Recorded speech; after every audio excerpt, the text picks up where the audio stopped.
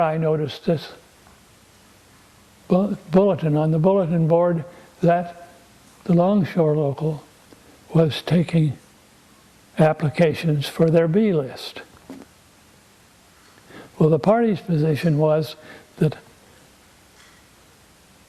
I didn't even ask him, I found out later, the party's position was, would have been, or was, that I should stay in the warehouse because I was an officer there, you know, and et cetera.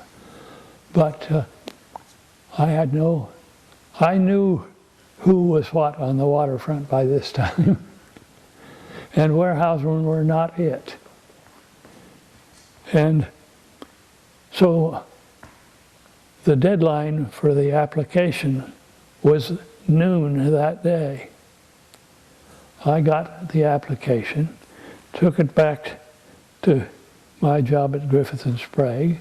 The requirement was that you had to have your application signed by 2 registered longshoremen. And one of the,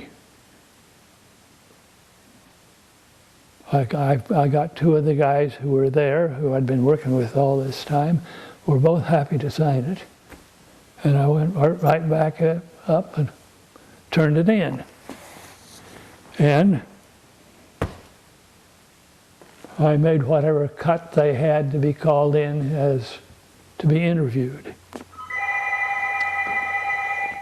And they sat me down at a table, and on this side is representative of the Longshore Union, and on this side is a representative of the employer. And there you are to question me. And the guy looked at my application, the employer did, and he said, what does a man with your education want to be a longshoreman? And the union representative, a prominent black union leader, and I've forgotten, still in the family, but I've forgotten his name, Frank Jenkins was the union's side. And Frank said, "Since when does a guy have to be ignorant to be a longshoreman?" And I was in.